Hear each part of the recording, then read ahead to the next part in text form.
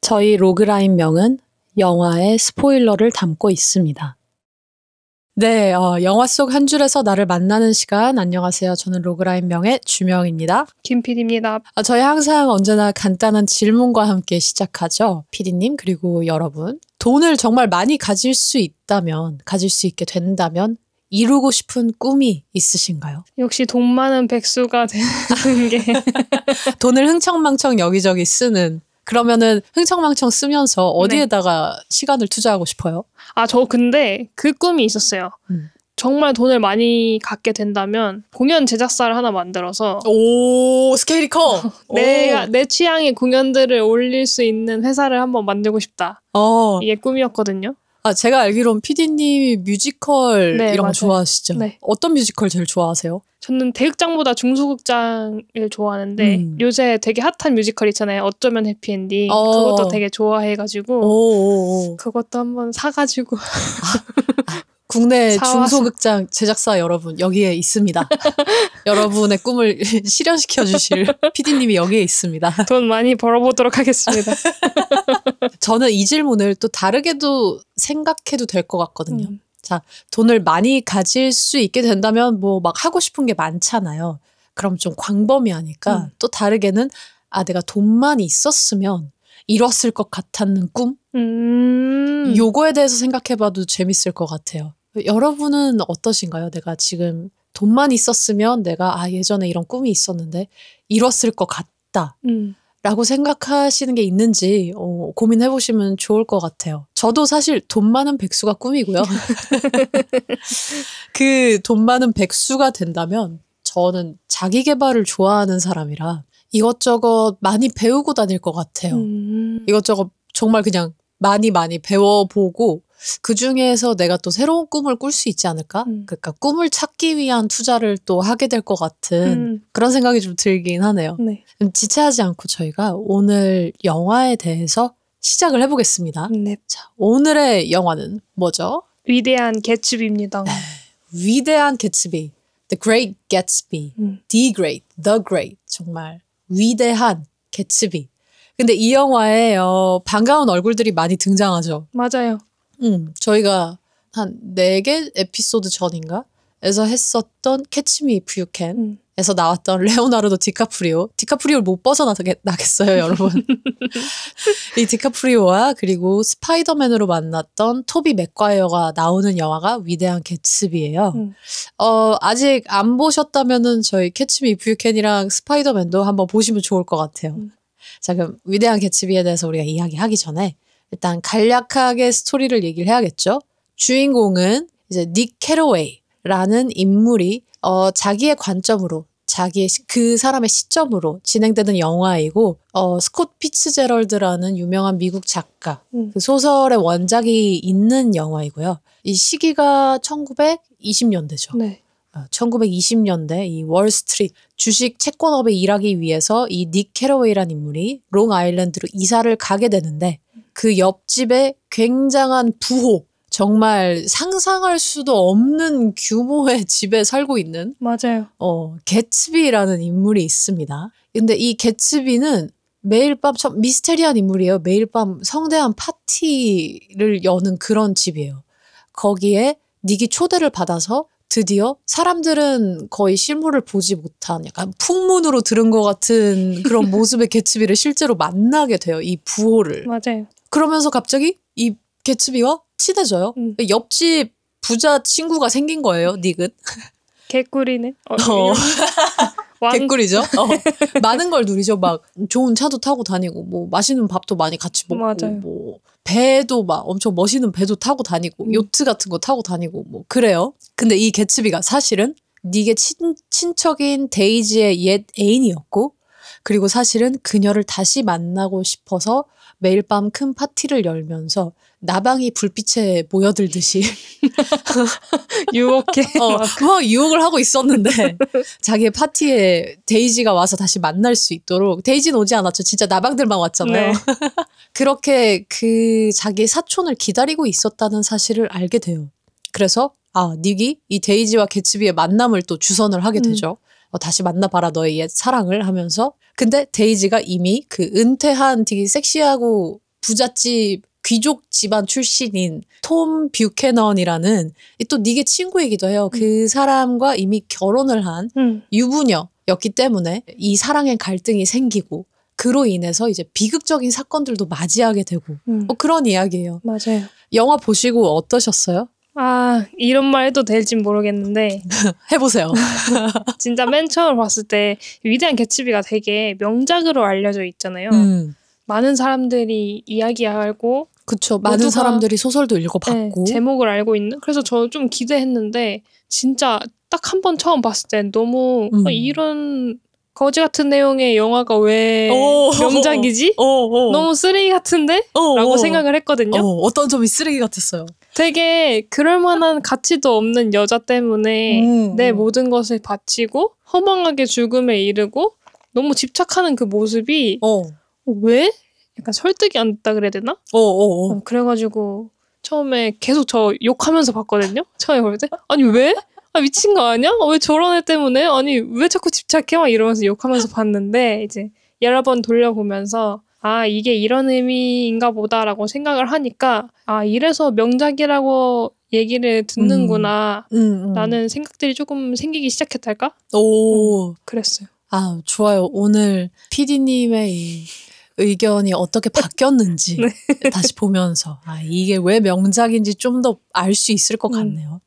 아 저는 대학교 때 위대한 개츠비를 제대로 읽었어요. 제대로 그때 처음으로 소설을 읽었고 저는 이 영화가 그래서 소설을 정말 잘 옮겨놨다? 그런 생각은 많이 했어요. 소설을 잘 옮겨놨고 무엇을 과하게 가감하지도 않았고 대신에 소설을 보면서 우리가 상상할 수 있는 그림들이 있잖아요. 네. 그 구현에 정말 신경을 많이 썼다. 그 화려하고 그 허망한 파티들. 그 당시 그 말도 안 되는 뉴욕의 막 어떻게 보면 좀 미국의 미친 시기였거든요. 갑자기 막 1차 세계대전이 끝나고 난 다음에 경제 부흥이 일어나고 막 오만 자유에 대한 목소리들 막 재즈 음악 막 이런 게 유행하고 월스트리트에는 버블이 껴있고 그러니까 미친 상태였다고 해요. 이게 미국에. 그 모습을 잘 보여준 것 같았다는 정말 인정을 했어요. 그래서 저는 이거를 보고 나서 이제 비하인드도 많이 찾아봤었는데 이제 이 영화에 VFX 요소가 정말 많이 들어갔거든요. VFX라 하면은 여러분이 쉽게 생각하시는 크로마키, 그러니까 블루 스크린. 즉 실물이 아닌 거에 컴퓨터 그래픽을 입혀가지고 실물인 것처럼 만드는 그 기술이라고 생각하시면 되는데 이 요소들이 정말 많이 들어갔어요. 이제 영화에서 나오는 빈민촌 같은 데 지나가잖아요. 네네. 그 배경들 대부분 다 VFX예요. 그리고 뉴욕의 실제 브로드웨이 거리 모습들도 나오는데 네. 인물들이 있는 그 작은 반경을 제외하고 그 외에 10에서 20m 반경의 배경들 그 수많은 군중들 다 VFX예요. 그러니까 영화 자체도 그만큼 환상적이에요. 굉장히. 네. 이거에 대한 물론 제작비가 다 있으니까 가능했을 건데 그 디자인에 신경을 많이 썼다. 감독님이. 그거를 생각하면 될 것 같고 CG 앞에서 연기를 한다는 게 어떤 건지 혹시 생각해 보셨어요? 요새는 그 마블 영화가 되게 유행했으니까 그럼 비하인드 나오잖아요. 맞아요. 그럼 다 거기도 다 막 그린 스크린, 블루 스크린 앞에서 연기하는 거니까 보면 와 저게 저렇게 집중이 되나? 맞아요. 이게 아무것도 없는 상태에서 오로지 내 상상만으로 연기를 해내야 되는 거잖아요. 약간 연극이랑도 뭐 비슷하면 비슷하다고 할 수 있겠지만 막 그 쫄쫄이 같은 거 있고 초록 색깔 배경밖에 없는 데서 그래서 거기서 연기를 한다? 저는 정말 상상도 못할 일? 못할 것 같거든요. 저도 배우 입장에서 사실 상상이 잘 안 돼요. 그 정도 규모의 CG 앞에서 연기를 한다는 게 제가 참여했었던 작품에서도 CG를 상당히 많이 썼었는데 그래도 이제 대자연이나 땅 이런 것들은 오히려 실물을 쓰고 이제 수많은 군중들 이런 거를 CG 처리를 했었던 모습들이 더 많았거든요. 네. 그리고 오히려 무언가를 지워야 돼서 그걸 CG 처리하는 걸 더 많이 봤지 실제 사람이 들어가게 될 건물의 모습까지 다 그 규모까지는 아니었던 것 같아요. 그래서 이 비하인드를 여러분들이 찾아보시면은 거기에서 위대한 개츠비를 만들 때 어떤 부분이 내가 영화 봤던 진짜와 가짜였는지 구분해내는 재미? 그것도 분명히 있으실 것 같고, 그래서 동시에 그 안에서 연기한 배우들이 이게 진짜 판타지물이 아니잖아요. 네. 일상물이라고 오히려 생각을 하게 되는데 그 안에서도 수많은 부분들이 CG로 대체될 수 있다. 그래서 오히려 배우들이 서로를 더 믿어야 되는 것 같은 거예요. 자기의 상상력도 있겠지만은 서로 같이 호흡을 하는 배우와 이거를 믿어야 그 당시에 느끼는 감정들의 전달에 온전히 더 집중을 할 수 있는 배경이 될 수도 있지 않을까? 뭐 그런 생각도 했고, 이 영화 같은 경우에는 이제 디카프리오랑 토비 맥과이어는 어릴 때부터 친구예요. 실제로 배우들이. 그래서 이 두 분이서 이제 서로 워크숍을 했다라고 얘기를 하면서 같이 많이 맞춰보고 작품에 대한 이야기를 많이 한 것 같고, 캐스팅이 진행됨에 따라서도 감독님도, 바즈로아만 감독님도 같이 포함을 해가지고 다른 캐스트들이랑 어느 정도 이제 대본에 뭐 소파에 데이지가 누워있다 하면은 실제 작업하는 스튜디오에서 이제 소파에 누워가면서 어느 정도 그런 질감 있잖아요. 현장 질감. 네. 그거를 자꾸 느껴보면서 워크숍 작업을 계속 한 것 같아요. 근데 이 사전 작업이 얼마나 중요한지도 동시에 깨달을 수 있는 것 같아요. CG가 많으면 많을수록. 그래서 좀 부러웠어요, 저는. 이게 이분들은 정말 막대한 돈과 이 헐리우드 자본 이 자본과 그리고 거기에 들일 수 있는 시간, 그리고 그 시간을 들였을 때 오히려 퀄리티가 더 좋게 나올 수 있는 그들의 전문성. 이게 정말 잘 버무려져서 나온 결과물이 아닌가 싶을 정도로 좀 비하인드가 재밌었어요. 시간이 되면 여러분들도 꼭 한번 유튜브에 한번 찾아보세요. 그러면 영화 이야기로 이제 들어갈까요? 저희가 첫 번째 부분은 이제 허상으로 만들어진 꿈, 이 파티 장면에 대한 이야기들을 좀 할 건데, 일단 이 영화가 누구의 시점이죠? 닉 캐러웨이라는 인물의 시점이죠. 닉 캐러웨이는 우리가 처음 딱 영화 시작하면서 마주하는 인물이고, 소설에서도 맨 처음 마주하는 인물이에요. 이 사람의 나레이션으로 이 영화가 다 흘러가거든요. 소설도 그렇고. 근데 이 닉은 어떤 사람 같았어요? 첫인상이? 그냥 어디 아픈 사람. 영화에서? 네. 맞아. 정신병원에 들어가 있는 사람으로 나오기도 했고, 네. 거기에서 정신과 상담을 좀 받으면서 시작하는 것 같았죠. 근데 문제가 뭐였던 것 같아요? 마음이 어디가 아팠던 것 같아요? 솔직히 잘 모르겠어요. 그냥 어딘가 비어있는 듯한 느낌? 맞아. 네, 허무함을 느끼고 있는 듯한 느낌을 받은 것 같아요, 저는. 허무하다. 그러니까 사람이 좀 염세적이게 네. 변했고, 그리고 무언가 눈에 이 생명의 씨앗이 없는 것 같은 느낌? 그래서 저는 처음에는 마약 중독자였나? 그거가 끝나고 나니까 허무함이 몰려왔나? 근데 이제 영화를 좀 돌아보면은 일부 알코올에 좀 너무 찌들은 삶을 살았던 것 같기도 하고. 근데 이 닉 같은 경우에는 나레이션이 나와요. 자기는 아버지의 말에 따라서 사람을 함부로 판단하지 않도록 자랐다. 그래서 모든 판단을 최후로 미룬다고 한다. 라고 하는데 이게 좀 이 인물이 남들을 관찰을 되게 많이 하겠구나.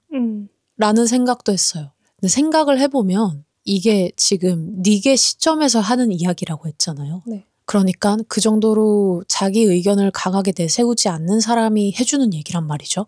그러면 우리가 무슨 생각을 해봐야 되냐면 이 사람은 많은 비밀을 알고 있을 수도 있겠다. 자기의 생각을 쉽게 얘기하지 않는 만큼 굉장히 뭔가 인생에 대해서 여러 고민들을 많이 하는 사람이다. 그리고 지금 이 시대상, 아까 제가 앞에서 약간은 얘기했죠. 이제 1차 세계대전 이후에 월스트리트에 이 허황된 부흥이 있고, 그리고 사람들 모두 다 약간 아메리칸 드림, 그리고 동시에 근데 미국이 약간 미쳐있는 상태였다. 그렇게 말하던데요.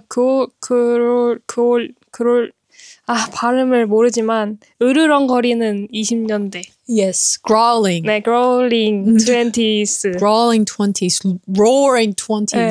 그러니까 소리만 요란했다일 수도 있어요. 알맹이가 비어 있으니까.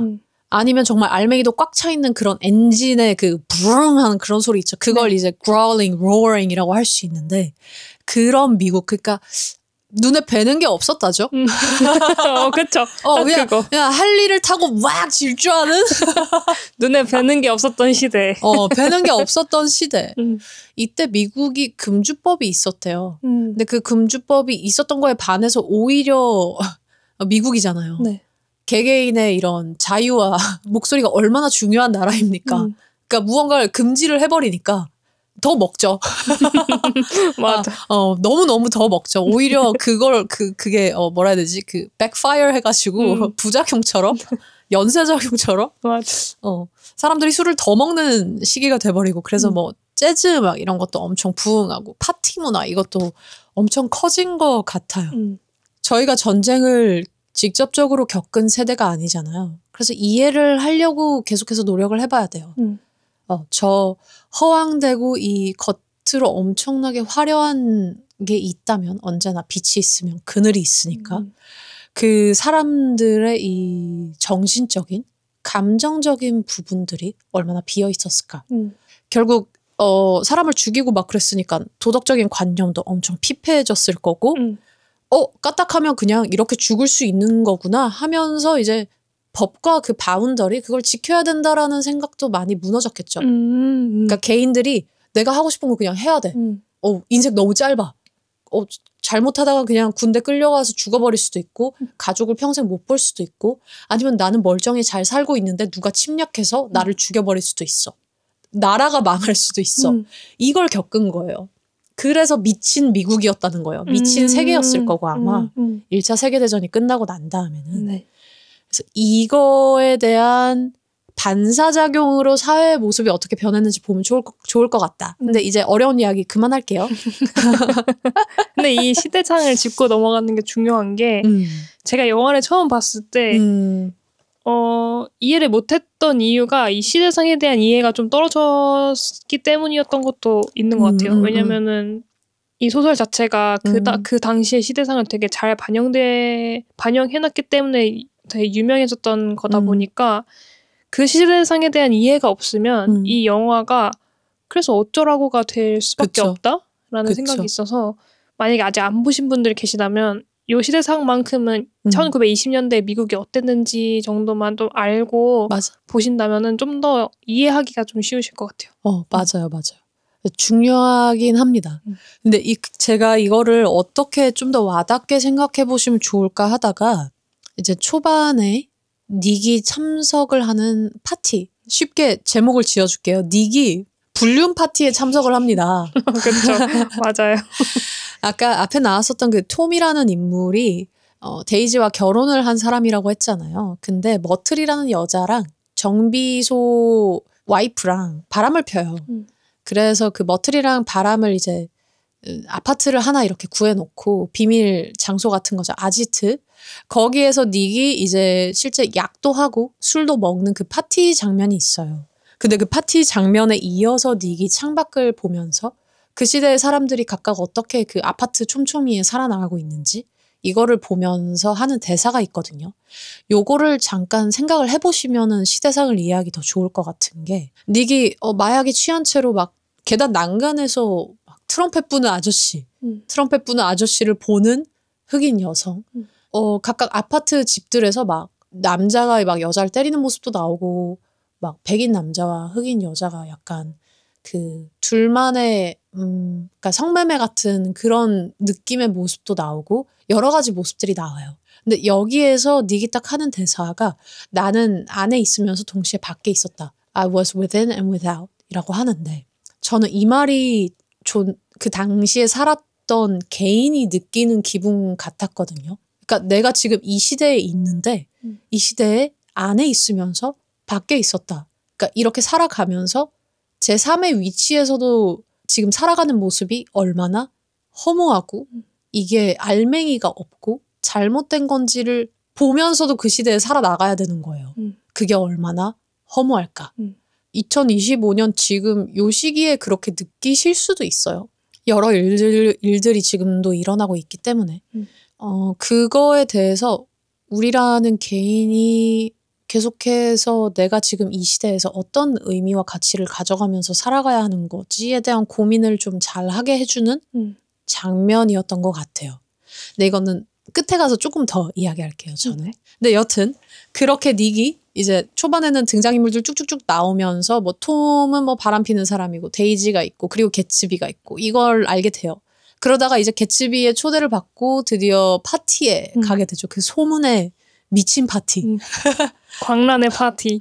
이 파티 장면 어땠어요? 와, 진짜 화려함의 끝판왕. 보면은 눈이 아플 정도로 번쩍번쩍하고 막 술 막 쏟아지고 막 사람들 막 춤추고 난리 나고 음악 막 빵빵 틀어져 있고 막 무슨 꽃가루 같은 거 막 날리고. 아, 진짜 나도 저런 파티 한번 가보고 싶다. 맞아. 거의 롯데월드 들어가는 느낌? 맞아요.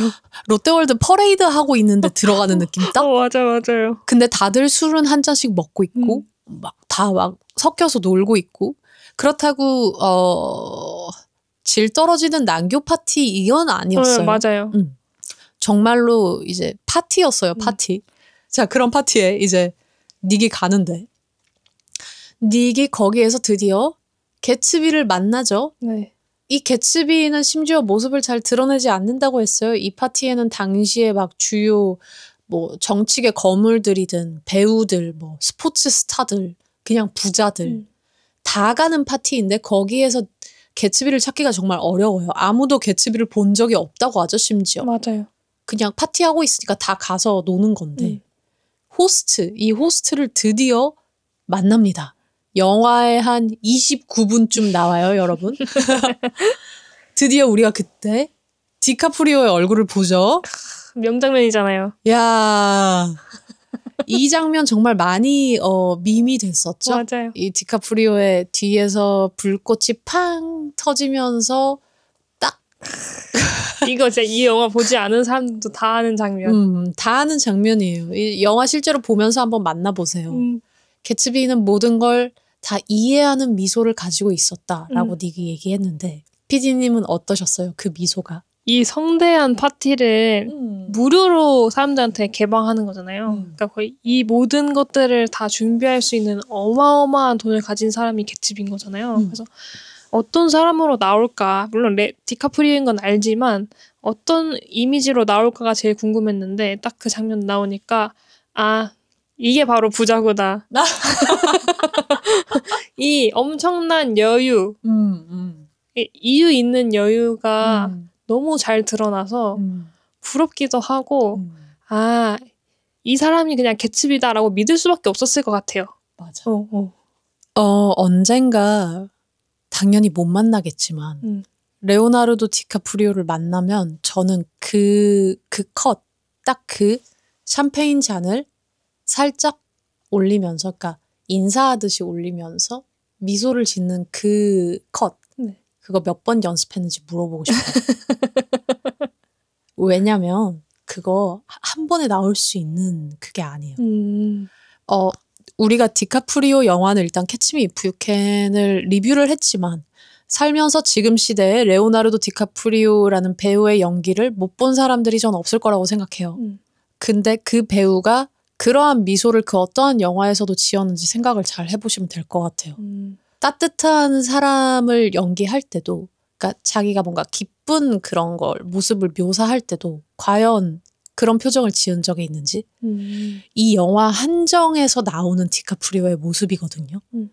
근데 그 모든 걸 다 이해하는 그 방금 얘기하신 여유로운 찐 부자의 미소, 그거 몇 번 연습했는지 난 꼭 물어보고 싶어요. 죽으라고 했을 것 같아요. 거울을 보면서도 하고 자기가 찍어보면서도 하고 그게 어떻게 하면 그 미소가 나올 수 있는지는 단순히 표정 근육을 연습한다고 나오는 게 아니잖아요. 네. 표정 근육으로 결과물은 만들어낼 수 있어요. 마지막에 나는 뭔가 이 표정을 지을 거야 하면서 막 거울 앞에서 막 저도 가끔 하거든요. 이게 그러면 이 마지막 이 장면에 이 마지막에선 내가 어떤 표정, 이 인물이 어떤 표정일까 하면서 약간 이런 표정일까? 그 웹툰 작가님들도 그리실 때 거울로 자기 얼굴 표정으로 하면서 그리신다 하잖아요. 이제 그런 작업을 해요. 그럼 그거에 도달하려면 이 인물이 어떠한 생각을 가지고 있고 어떠한 기분을 가지고 있고 어떠한 태도를 가지고 있길래 이 근육이 이렇게 움직일까? 이거를 생각해야 된단 말이죠. 근데 이게 이 영화 전반적으로 나오는 이 개츠비의 기본적인 디폴트 미소예요. 보면. 데이지를 볼 때 눈빛은 좀 달라지지만 하관 근육이 그렇거든요. 그러니까 이건 디카프리오가 미친 듯이 만들었다. 정말 대단한 배우다. 정말 집념이 있다. 라고 저는 그렇게밖에 생각이 안 돼요. 그래서 많은 사람들이 그걸 밈으로 보는 게 왜 그런지 알 것 같아요. 근데 여튼 넘어가면은 이제 개츠비를 그렇게 해서 닉이 만나요. 그래서 닉도 보고 와 감탄을 하죠. 네. 진짜 그때 약간 우리가 아는 토비 맥과이어의 그 스파이더맨 눈이 나와요. 반짝거려. 진짜 반짝. 진짜 세상에서 이런 건 처음 본다라는 그 반짝이 나오고 그리고 난 다음에 이제 여러 번 만나죠. 여러 번 만나다가 그때까지는 닉이 개츠비에 대한 명확한 이야기를 못 듣다가 어느 날 개츠비가 시내에 나가죠 하면서 갑자기 엄청 시끄러운 내가 진짜 극혐하는 그런 엔진을 가진 차를 가지고 나타나가지고 맞아요. 그 노란색 차 그걸 가지고 나타나서 잠도 안 깬 닉을 갑자기 데리고 시내로 나가더니 엄청나게 위험하게 질주를 하면서 자기에 대한 이야기를 막 늘어나요. 어떤 이야기였어요? 개츠비가 한 게. 좋은 집에서 태어나서 뭐 옥스퍼드 대학인가? 대학 다니다가 뭐 전쟁에 나갔는데 무슨 무공훈장인가? 그것도 받았고 뭐 재산을 물려받아서 왕자처럼 살았다. 약간 그런 식으로 얘기를 하죠. 그쵸. 닉이 그거를 듣는 표정이 어땠어요? 믿음 반 의심 반 같기도 했고 약간 어쩌라고 같기도 하고 그 영화를 보면 우리가 보통 자막을 보면서 이해를 하잖아요. 네. 근데 요 장면만큼은 요 질주하면서 그 뉴욕 시내로 들어가고 하는 그 장면만큼은 여러분 한번 자막을 뭐 가리던지 끄던지 하고 다시 한번 그 장면을 들어보세요. 들었을 때 우리가 평소에 듣는 영어가 있잖아요.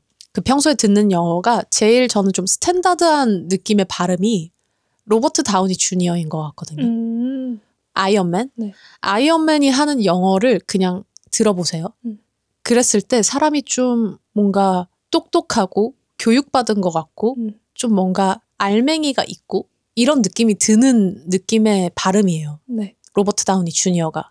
물론 자기가 너무 똑똑하던 그 거만한 허세도 있지만은 근데 디카프리오 같은 경우에는 기본적인 발음이 뉴욕 토박이 발음 느낌이 있거든요. 근데 거기에서 이제 요 장면에서 닉이 말할 때 말의 뉘앙스, 영어의 뉘앙스와 디카프리오가 여기에서 연기하는 개츠비의 뉘앙스를 들어보면은 좀 재미있는 게 예를 들어서 서울에 있는 사람이고 엄청 막 부자고 잘 나가요. 막 차도 막 몰라요. 내가 좋은 차를 모르겠는데 막 여러분이 생각했을 때 기본적인 2억대 수입 차 이거를 몰고 있는 사람의 차에 딱 탔어요. 근데 그 사람이 제가 절대 이 지역 차이를 두는 게 아니라 이 영화에서 이걸 이해하기 위해서 쉽게 설명을 하자면 그런 분의 차에 탔는데 갑자기 예상하지 못한 전라도 사투리를 하는 거예요. 뭔가 그 사람 차에 탔을 때 굉장히 좀 중후한 천천히 말하는 서울말을 할 것 같은 이미지의 사람인데 약간 도시 남자 같은 완전 생 도시 남자일 것 같은데 내가 어디 뭐 저기 어디 뭐 강원도를 놀러 갔든 아니면은 전라도를 놀러 갔든 경상도를 놀러 갔든 거기에 있는 그 지역에서 굉장히 오래 산 할머니 할아버지의 발음을 듣는 것 같은 느낌. 그 느낌을 닉이 받은 거예요. 그래서 이해가 돼요. 그게 이상했던 거예요. 닉은 물론 개츠비가 늘어놓는 말들이 이게 반신반의하고 이게 진짜일까? 하는데 거기에 좀 그걸 더했던 게 그의 억양이에요. 그래서 닉이 그런 대사를 하거든요. 그러니까 no wonder people thought he was a fraud. 사람들이 이 사람이 실제로 말하는 걸 들으니까 의심할 수밖에 없다고. 이 사람의 정체를 모를 수밖에 없다고. 너무나도 막 젠틀한 뭐 가령 영국 막 귀족 어투? 포시로 막 말할 것 같은 사람인데 아닌 거지. 너무나도 정겨운 말투를 쓰는 거지. 그래서 디카프리오가 원래 본인이 쓰던 발음에서 조금 더 갔어요. 조금 더 시대를 거슬러 가 있는 옛날 사람의 말투를 조금 더 넣었어요. 그래서 한번 들어보시면 재밌을 것 같아요. 그리고 제가 방금 얘기한 그 지역 차이처럼 느껴지는 부분이 뭔지도 느끼면은 영어에도 이 뉘앙스 차이가 있구나. 그래서 이제 우리나라도 마찬가지잖아요. 그거를 캐릭터 빌딩에 사용했구나. 레오나르도가. 라고 생각하시면 돼요. 근데 여튼 이러고 나서 그 바버샵에 가죠, 이들이. 이 바버샵은 또 어땠어요?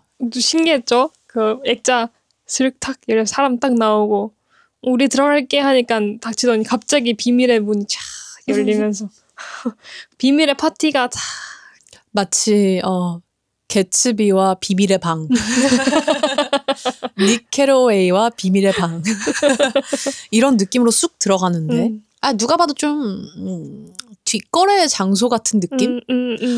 누가 봐도 그 아는 사람만 가는 비밀 소사이어티? 근데 그것도 부자인 사람들이 가는 하이 클래스 소사이어티 같은 느낌이 딱 들어서 저는 반감이 확 들었어요. 저질이다. 역시 별로다. 그 안에서도 여러 파티를 벌이고 있었는데 이제 별로였던 이유가 저기에는 부패한 사람들이 있을 거다라는 예측이 있었고 아니나 다를까 그 경찰총장이랬나? 여자 끼고 놀고 있고 네. 다들 뭐 그러고 있잖아요. 그 생각해보니까 거기서도 술 마시지 않았나요? 맞아요. 그렇죠. 금주법이 있는데 거기가 이제 술 파티였던 거죠.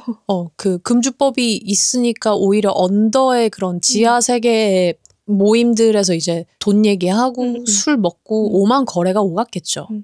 근데 여기에서 그 닉이 울프심 약간 무서워 보이는 중동국가 느낌의 그런 아저씨를 만나요. 약간 보스 맞아. 아우라가 풍긴다 그래야 되나? 이미 무서워. 이미 막 한마디 잘못했다가는 내 머리가 댕강할 것 같은 맞아요. 그런 눈빛을 가진 아저씨를 만났는데 wolfsheim이라고 하는데 이 사람이 개츠비에 대해서 얘기를 해주죠. 뭐라고 해줘요? 뭐 좋은 집안에서 태어나가지고 개츠비가 했던 말 그대로 해요. 뭐 옥스퍼드 대 나왔잖아. 그래서 전쟁터에서 만났는데 뭐 훈장도 받고 아주 건실한 청년이지 막 이러면서 칭찬해주고. 맞아. 이게 너무 웃겼던 게 개츠비가 차 타고 오면서 그랬잖아요.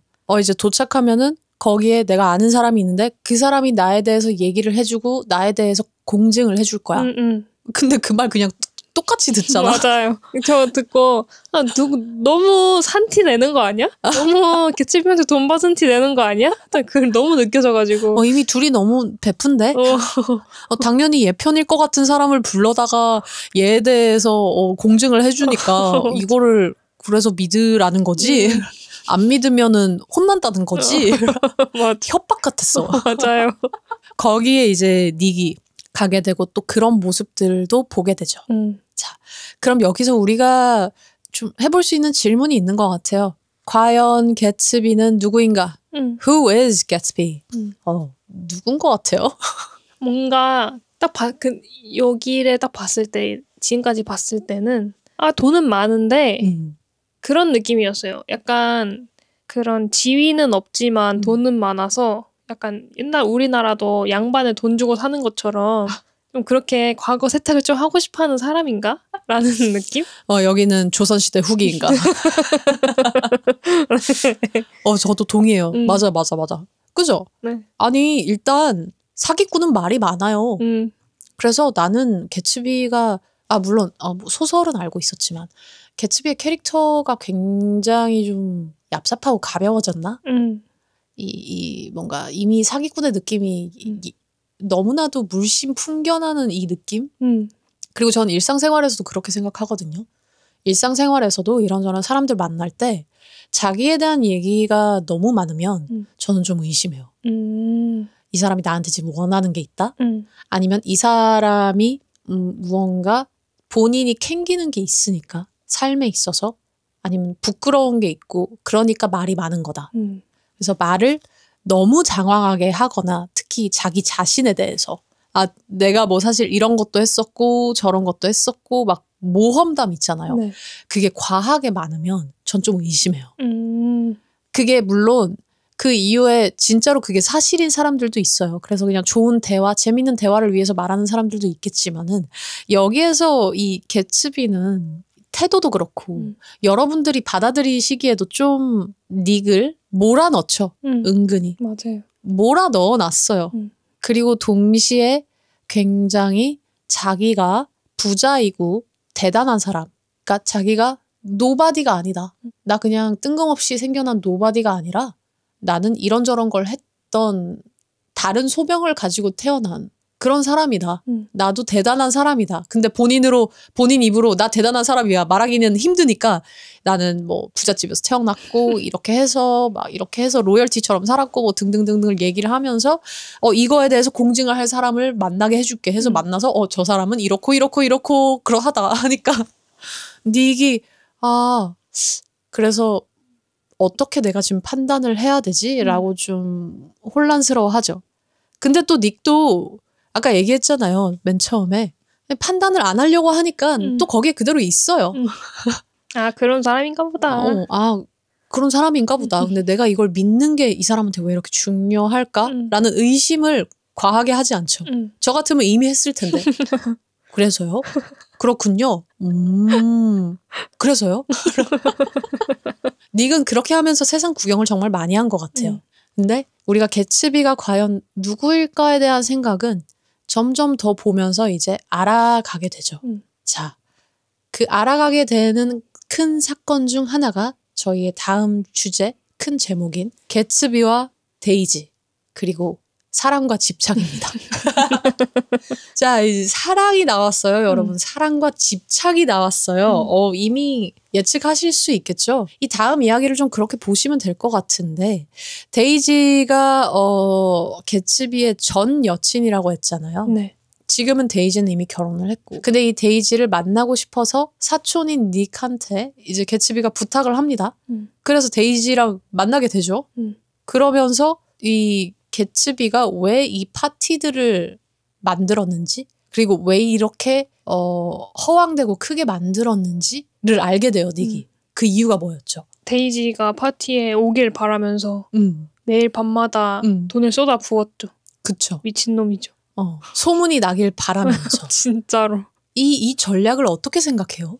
근데 조금 어떻게 보면 진짜 로맨틱하다고 생각할 수도 있을 것 같아요. 이게 어쨌든 유부녀니까 직접적으로 뭔가 뭐 편지를 보내거나 만남을 요청하거나 할 수 없으니까, 보고 싶으니까 구실을 만들어야 되니까 진짜 모든 귀족 인사들과 모든 막 유명 인사들이 오는 파티를 열면 이 여자가 오겠지 하고 매일 열었다? 어떻게 보면 굉장히 로맨틱하다. 그러면 그래도 개츠비가 바보가 아니잖아요. 네. 개츠비가 데이지한테 이 파티에 대한 소문이 가도록 의도한 것과 동시에 개인적인 의도도 있었을까요? 저는 그 생각은 못했던 것 같아요. 그냥 영화에서 준 대로 데이지만을 위해 파티를 열었으니까 굉장한 부자의 로맨스는 이런 거구나. 부자의 로맨스? 라고 생각했던 것 같아요. 그럴 수도 있을 것 같아요. 맞아요. 그 개츠비의 목적은 맞아요. 데이지를 얻는다. 그 데이지를 얻기 위해서 단순히 이제 소문이 그까지 퍼지기 위함이 아니라 데이지가 자기한테 오기 전에 본인이 당시에 있는 그 도시에 어떠한 영향력을 행사하는 거를 계속해서 보여주려고 했던 것 같아요. 왜냐하면 그 파티에는 정치계 인사들도 오고 아까 얘기했듯이 배우들이든 유명한 사람들이 다 오는 파티잖아요. 맞아요. 그러니까 일종의 그 사회에서의 자기의 명성? 그거에 대한 선전포고와 동시에 이제 데이지한테도 그 소문이 가서 올 수 있게끔. 근데 사실 그렇게 해서 쉽게 만나지지 않다 보니까 이제 닉이라는 카드까지 쓴 거죠. 닉이 자기 옆집에 이사를 오게 될 줄 알았을까요? 왠지 의도했을 것 같아요. 약간 그렇죠. 네. 개츠비가 의도적으로 데이지의 그 강 건너편에 있는 집을 샀단 말이에요. 네. 그러고 난 다음에 옆에 닉이 이사를 왔는데 뭔가 닉이 그 도시에 돌아올 때 데이지한테 그런 사촌이 있다라는 정보를 알고 이용했을 수도 있겠다. 그래서 정말 집념의 사나이다 맞아. 라는 소름이 약간 돋기도 하면서 이 사람이 자기의 목적을 이루기 위해서 그 무엇도 가리지 않는다 라는 사람인 것도 좀 인지를 할 수 있는 것 같아요. 그래서 데이지를 만나게 되는데 데이지라는 인물은 어떻죠? 되게 아름답다. 굉장히 아름답다. 네. 데이지는 닉이 설명했듯이 데이지가 바라봐주면 이 세상이 존재하는 그 따뜻한 그 사람은 본인 하나밖에 없다라고 느끼게 해주는 어떻게 보면 개츠비랑 닮은 부분도 있는 것 같아요. 그게 뭐냐면 상대랑 딱 눈이 마주쳤을 때 그 사람이 상대를 바라봐주는 느낌 있죠. 네. 표정, 네. 태도. 그걸로 인해서 내가 기분이 좋아지는 거야. 저 사람이 나를 봐줬을 때 내가 갑자기 중요한 사람이 된 것 같고 내가 되게 사랑받는 사람이 되는 것 같고 그런 기분을 들게 해주는 사람들이 있잖아요. 네. 그게 데이지도 그랬다는 거예요. 데이지의 그 첫 등장 장면이 있잖아요. 그 말도 안 되는 막 온 거실에 창문이 열려 있어서 커튼이 막 휘날리면서 그 겹겹이 커튼 사이로 마치 너무나도 소중하게 숨겨있는 새하얀 백주? 새하얀 무언가의 존재 같은 데이지가 확 나타나면서 보는 관객들도 약간 숨을 먹게 되죠. 맞아요. 그러면서 데이지가 우리와 사랑에 빠진 건지 내가 데이지와 사랑에 빠진 건지 모르겠지만 헉 하게 되는. 개츠비도 너무나도 당연하게 거기에 넘어갔다. 그러한 여자예요, 데이지가. 마력의 여자예요. 맞아요. 근데 이 데이지한테는 이제 딸도 있고 결혼도 이미 했죠. 이 데이지를 개츠비가 언제 알았었죠? 군대 들어가서 무슨 파티? 장교들을 위한 파티였나? 뭐 그런 거를 데이지 집에서 열었나? 맞아요. 그때 처음 딱 보고 한눈에 반해버렸죠. 반할 수밖에 없긴 했어요. 너무 아름다워서. 개츠비도 전쟁을 겪은 사람이죠. 네. 그때 당시에 직급이 장교였고 그래서 장교들만 약간 초대받아서 가는 파티 같은 거에 간 거예요. 이제 부잣집인 데이지, 그 캐러웨이 가잖아요. 캐러웨이 집안에서 하는 그 파티에 갔다가 데이지를 봤는데 사랑에 빠져버렸죠. 데이지와 개츠비의 그 사랑에 빠지는 장면이 있잖아요. 난 그게 정말 너무 잘 그렸다고 생각했어요.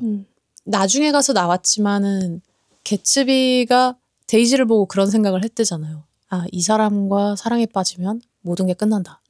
나는 이 사람과 이 사람의 약간 노예가 될 수밖에 없다. 약간 거의 그런 입장이었죠. 자기가 생각하는 꿈, 야망 이런 거 다 없이 이 사람에게 모든 걸 헌신하게 될 것이다. 즉 위험한 사랑이다.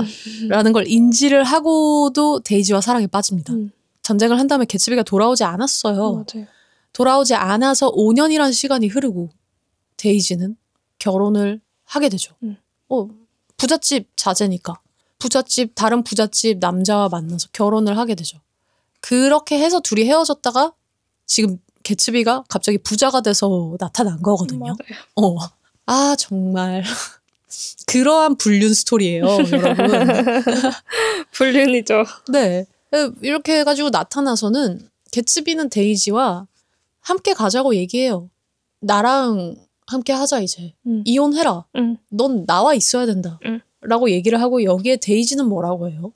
그냥 도망가면 안 되냐고. 같이 떠나자고. 그냥 지금 현실을 다 버리고 그냥 사랑의 도피를 하자. 하는데 개츠비는 그거에 동의를 하나요? 안 하죠. 안 하죠. 개츠비는 동의하지 않아요. 개츠비는 본인이 지금 만들어온 이 지금의 이 삶 그대로 다 데이지와 함께 누리려고 하죠. 그래서 심지어 초반에는 이제 데이지가 울거든요. 저는 이 데이지의 눈물을 되게 감정적이고 좋은 장면이라고는 생각하는데 좀 공허한 눈물이라고 봤어요. 그러니까 이때 이미 좀 예측을 했다고 해야 될까요? 개츠비랑 데이지는 못 이뤄지겠구나. 데이지는 개츠비를 당연히 너무 사랑하고 좋아하지만은 과연 데이지가 지금의 톰과의 그 가정을 벗어날 자신이 있는가? 그 자신이 없는 상태이기도 하고 근데 개츠비는 좋고 근데 어쩌면 자기가 이 사람을 결국에는 그러니까 자기가 너무 사랑했던 그 감정을 떠나보내야 될 수도 있다라는 그런 불안감에 우는 것 같았거든요. PD님은 어떠셨어요? 그때 그 울음? 아, 근데 저는 데이지가 살짝 재수 없어요? 네. 나 그럴 줄 알았어. 맞아. 약간 저는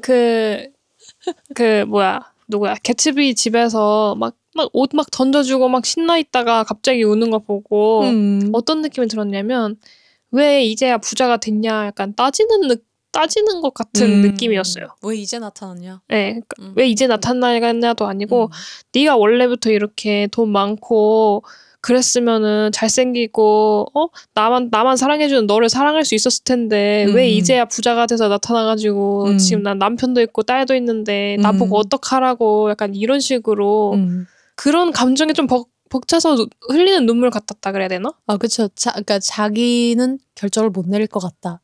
뭐 그런 것도 있는데 약간 그냥 너무 돈 보고 끌려하는 것 같아가지고 끌려하는 것 같아서. 그러니까 순수한 사랑은 아니라고 느꼈거든요. 데이지가 이제 개츠비한테 향한 사랑은. 그래서 좀 별로였던 것 같아요. 그 눈물을 또 다르게 생각하면은 헤어질 결심을 도대체 어디에 둬야 할지 모르겠는 여자의 눈물이었던 것 같아요. 과연 톰을 떠날 것인지 개츠비를 떠날 것인지 헤어질 결심을 해야 되는데 그게 너무 마음 아픈. 와, 이 눈물과 동시에 좀 얘기를 해봐야 되는 게 개츠비가 닉한테 그러잖아요. 수영장에서 얘기를 하면서 개츠비는 이제 모든 걸 되돌려 놓을 거라고 하죠. 근데 닉은 뭐라고 하죠? 과거를 돌릴 순 없어. 개츠비가 집착하는 이 되돌려 놓고 싶은 과거가 도대체 뭐예요? 데이지와 함께 하는 거였죠. 그때 데이지와 함께 하지 못했던 거? 근데 그거를 개츠비는 뭘로 되돌려 놓을 수 있다고 생각해요? 돈으로. 지금 자기가 만들어온 이 막대한 부로 그 모든 건 없던 일로 만들 수 있다. 그러니까 즉 어떠한 상류 사회 그리고 부자 사회 그거에 대한 개츠비의 태도가 확연하게 드러나죠. 돈이면 다 돼. 느낌도 약간 있잖아요. 근데 그렇게 믿을 수밖에 없는 게 개츠비가 살아온 삶이 있으니까.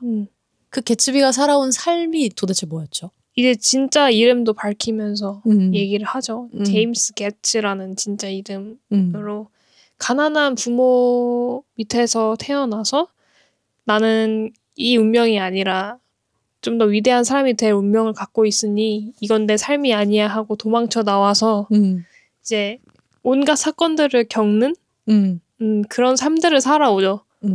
이제 원래 자기는 굉장히 가난한 집 출신이었고 근데 자기는 가난한 집에 태어났지만 대단한 일을 할 거라고 생각을 하면서 집에서 도망을 쳐 나온 남자였죠. 네. 개츠비는. 집에 가출해서 돌아다니다가 갑자기 캐치미 이프 유 캔 또 가출했네. 가출해서 돌아다니다가 덴코디라는 백만장자. 뭐 지금으로 따지면 억만장자겠죠. 그렇죠.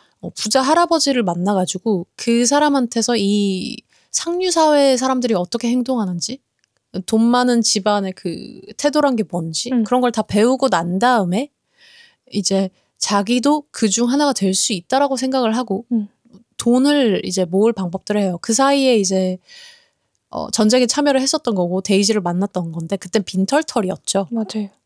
하지만 이미 태도는 상류층 사회의 사람의 그 태도를 다 알고 있었기 때문에 데이지를 속일 수 있었는데 그때도 자기에 대해서 데이지한테 솔직히 말을 했던 건 아닌 것 같아요. 네. 그런데 그 데이지가 결혼을 하던 날에 이제 모든 걸 얘기했겠죠. 편지로.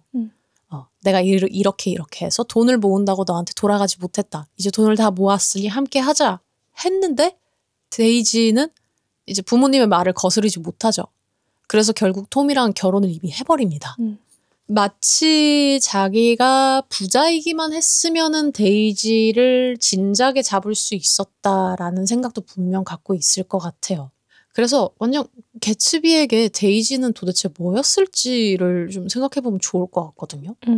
자, 여러분이 보시기에 이 데이지를 향한 개츠비의 사랑이 진짜였을까요? 아니면 그냥 과거에 대한 집착이었을까요? 저희가 느꼈던 거는 일단 사랑이라고 하기엔 너무 집착이 강했거든요.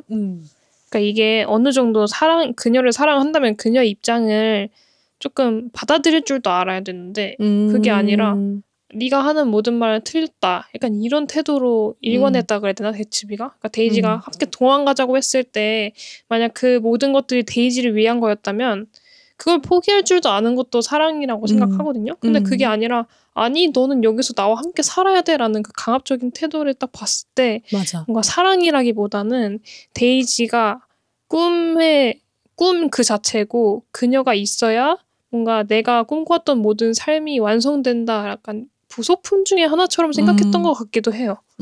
데이지를. 뭔가 꿈에 다가갈 수 있는 뭔가 키의 하나? 완성할 수 있는 마지막 퍼즐 하나? 그런 정도로 생각했던 것 같아요. 마치 데이지만 있으면은 자기가 이렇게 꿈꿔온 자기가 계획해온 모든 게 완벽해질 거라는 약간 빌런의 태도죠. 그러네. 이 조각만 있으면 돼. 나는 슈퍼맨을 죽이기 위해 크립토나이트만 있으면 돼. 약간 이 느낌처럼. 여기 항상 그 초록색 불빛을 보면서 자기가 원하는 게 과연 뭘지에 대한 고민도 정말 많이 했는데 데이지를 가지게 되면이란 표현을 쓸게요. 데이지를 가지게 되면은 자기가 원하는 게 뭔지 드디어 알 수 있을 거다. 그게 이루어질 거다라고 좀 착각을 했던 것 같아요. 그리고 굉장히 성숙하지 못한 연애 태도를 보여주죠. 아니 그렇잖아요. 데이지를 설득하고 싶은 건 알겠어. 자기랑 같이 가자고. 심지어 데이지도 좋아해 주잖아요. 네. 근데 데이지한테 내미는 조건이 좀 문제였어요. 절대 너는 단 한순간도 톰을 사랑하지 않았다고 톰한테 말만 하면 돼.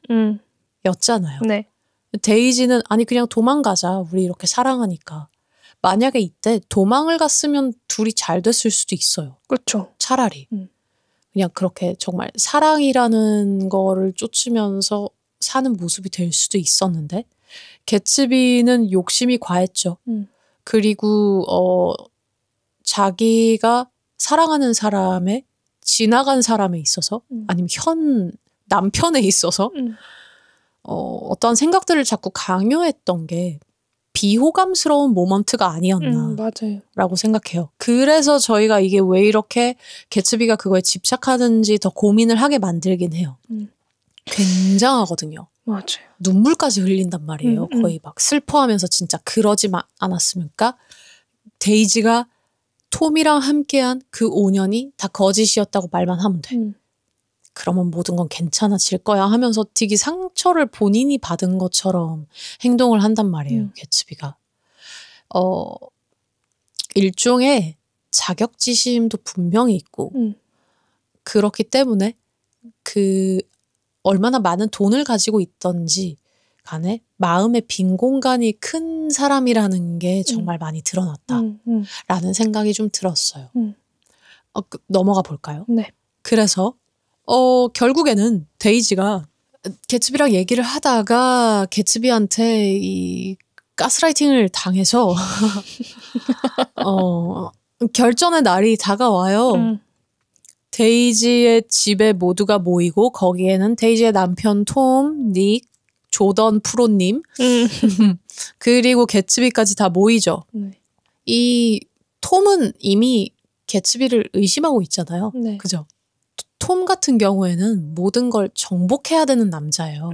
데이지도 가졌고 그리고 난 다음에 또 머틀이라는 사람이 보이니까 불륜도 할 거고 그게 인생의 태도인 사람인데 이 사람 앞에 가서 자기 거라고 여기는 이 부인을 지금 뺏으러 개츠비가 갑니다.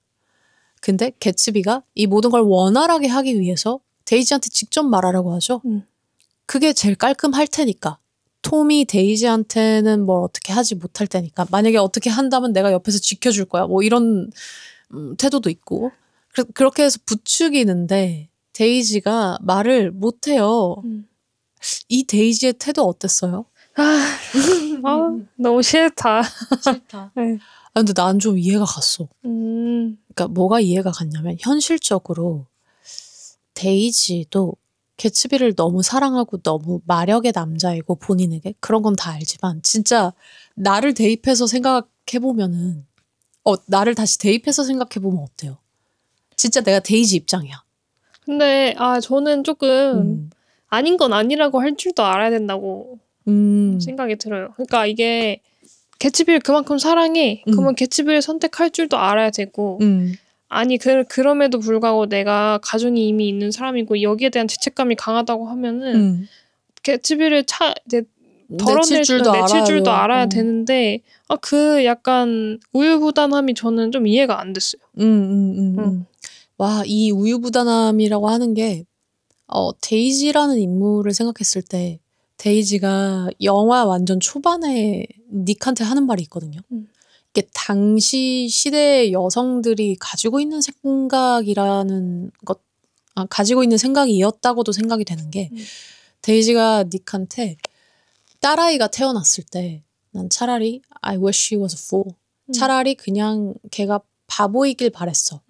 그러면 그냥 남자들이 하는 대로 다 끌려서 행복하게 살 수 있으니까. 근데 조금 똑똑하잖아요. 네. 그러면은 본인이 행복하기 위해서는 이러한 일들이 일어나야 되는데 다른 주변 영향 때문에 일어나지 못한다라는 걸 알고 살아야 되니까 그게 슬프다. 약간 이거를 얘기하는 것 같았거든요. 데이지도 좀 그런 입장이지 않았을까? 라고도 생각해봐도 좋을 것 같아요. 이게 자기가 유명한 집의 딸이긴 하지만 자기가 돈 많은 집안의 딸이긴 하지만 그래서 돈 많은 집안으로 결혼을 갈 수 있었지 자기 혼자서 과연 쓸 수 있는 상황인가? 를 생각했을 때 기댈 수 있는 남편, 부자인 남편이 없으면은 못 살아가는 약간 무능해지는 상황이 되어버렸을 수도 있다 라는 생각도 좀 들었어요. 그래서 개츠비가 그래서 내가 돈을 가지고 왔잖아 라고 나온 거죠. 네. 그 사이에서 데이지는 스스로 그럼 내가 정말로 원하는 건 뭐지? 난 결국 돈에 따라가는 여자인가? 이런 생각도 했을 거 아니에요. 막 그런 고민들을 막 많이 하던 와중에 사실은 톰을 사랑하지 않았던 건 아닌데 그냥 지나간 남자인데 라고 말을 할 수 있을 텐데 사랑하지 않았다라고 말을 하라니까 이게 힘든 거죠. 그렇게 생각하면 어때요? 데이지가 조금 이해돼요? 그래도 사실 잘 모르겠어요. 그냥 저한테 데이지는 약간 돈 보고 남자 골라 만나는 사람처럼 느껴져가지고. 그럴 수 있어. 그게 데이지의 생존 방식일 수도 있어. 근데 그렇게 하지 못하면 자신이 살아남지 못하잖아. 그래서 그냥 이 모든 게 그러니까 나는 내가 데이지였다면 둘 다 하고도 같이 있고 싶지 않았을 것 같아. 아예 새로운 사람. 아예 새로운 사람이던 그냥 나를 사랑해주던 그런 선택을 하는 게 더 낫지. 그냥 둘 다 꺼져 이랬을 것 같아. 아니 톰은 심지어 넌 바람피잖아. 그러니까요. 뭐가 그렇게 잘났는데? 그러니까. 이해할 수 없어. 이 결혼 생활은 어차피 행복하지 않아. 끝내자. 개츠비하고도 나는 꼭 돈이 필요한 게 아니야. 근데 뭐 데이지는 좀 아니었던 것 같긴 하죠. 데이지는 돈이 있어야 돼요. 네. 여튼 그러한 상황에서 데이지가 결국에는 개츠비가 너무 아름다운 남자다 뭐 이런 얘기를 해요. 그러면서 이제 톰이 화가 나죠. 그래서 하다가 머리를 굴려요. 지금 집에서 이게 해결이 안 될 것 같으니까 플라자로 가자. 다 같이 하면서 플라자 호텔 방을 잡고 다 같이 가게 되는데 거기에서 이제 인물들이 굉장히 부딪히죠. 그래서 이들이 이제 플라자 호텔에 모였는데 와, 이 장면 긴장감 최고조죠. 맞아요. 그 저희가 소설 같은 거 아니지 글 쓸 때 그 발단, 전개, 위기, 절정 맞아요. 결말 했을 때 약간 위기에 해당되는 장면인데 자 여기에 가서 데이지한테 개츠비는 조금 더 적극적으로 그냥 얘기해. 사랑하지 않았다고 얘기해. 사랑하지 않았다고 말만 하면 끝나. 하는데 이제 톰이 또 치고 들어오죠. 당신이 정말 나를 사랑하지 않았다고? 어이가 없네 하면서 마치 자기도 매우 로맨티스트인 것처럼 불륜인 주제에 그러니까. 이전에 뭐 하와이에 여행을 갔었는데 그때도 자신을 사랑하지 않았냐. 그러니까 감정의 진실은 분명히 있었다 우리끼리 라고 하면서 데이지가 점점 더 뭐라 해야 될까 궁지에 몰려요. 그래서 결국 자기의 솔직한 생각을 얘기하거든요. 개츠비한테 지금 이 순간 우리가 사랑하면 되는 거 아니냐고. 이전에 누굴 사랑했던 간에 그 사이에 누굴 사랑했던 간에 지금 이 순간 나는 너를 사랑하면 되는 거 아니냐고. 욕심이 너무 과하다고 해요. 이건 좀 이해가 되죠. 그러니까 사이에 서로 보지 않았는데 개츠비는 나는 그렇게 너와 떨어져 있는 시간 동안 계속해서 너를 사랑했어. 너밖에 없었어. 라고 말할 수도 있을지 모르지만 데이지의 입장은 다를 수도 있잖아요. 그거를 절대 안 받아들여줘요. 이게 그냥 성격의 차이가 아니라 이 개츠비라는 인물이 상징하는 게 있기 때문에 더 그렇게 가긴 하는데 결국 그런 말까지 들어버립니다. 그래서 기분이 당연히 너무 상하죠. 근데 이 기분이 상해 있는데 거기에다가 톰이 어떻게 해요? 막 무슨 효자손 마냥 긁어대죠. 효자손 끝에 약간 압정 박아놓은 것처럼 긁어대요. 맞아요. 톰이 개츠비를 범죄자라고 해요.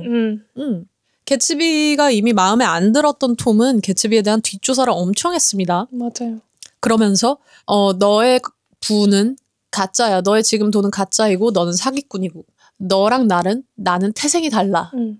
이런 말도 안 되는 태생 갈라치기를 하고 집안 신분 갈라치기를 하고 이러니까 개츠비가 화가 나요 안 나요? 나죠. 가뜩이나 그거에 대해서 자격지심을 가지고 있는 남잔데 그래서 결국 개츠비가 한번 제대로 터지죠. 그 터지는 그 모습 어땠어요? 진짜 무서웠어요. 그죠? 막 진짜 죽일 것처럼 막 톰한테 달려드는데 상상도 못한 약간 나는 거기에서 또 디카프리오한테 반해버렸잖아요. 저는 또 반해버렸어요. 그 분노의 표현이 영화 연출 자체에서도 살짝의 슬로우를 걸긴 했어요. 인물한테. 근데 막 부들부들 떨면서 얼굴 살들마저 그 분노에 치가 떨리듯이 막 팍 파르르르 떠는 그거를 그대로 다 표현했잖아요. 얼굴이 빨개지면서. 그러면서 닉도 그랬죠. 마치 누구를 죽여본 것 같은 모습이었다. 그 모습은 그 방에 있던 모두가 봤습니다. 데이지도 봤고 맞아요. 조던도 봤고 닉도 봤어요. 맞아요. 그리고 톰은 그 모습을 보고 네 본성이 드러났구나 하면서 오히려 되게 여유로워지죠. 아주 뿌듯해하죠. 재수없어. 근데 자, 이 장면을 봤을 때 일단 개츠비는 왜 톰을 한 번도 사랑한 적 없어라는 그 말에 집착을 했을까요? 뭔가 자기가 그려놓은 그 스토리에 어긋나지 않으려면 데이지가 다른 남자를 사랑한 적이 없어야 된다고 믿었던 것 같아요. 자기의 인생의 플랜을 완성시키려면 저는 그렇게 생각했어요. 저도 그 방향성으로 생각을 하고 있거든요. 근데 이 동시에 이 사람이 절대로 받아들일 수 없는 태도를 하는 게 이 인물의 못난 모습인 것 같아요. 데이지의 그 말로 자기의 그 다년간 해온 돈을 벌기 위한 고생을 보상받으려는 것 같은 거예요. 마치.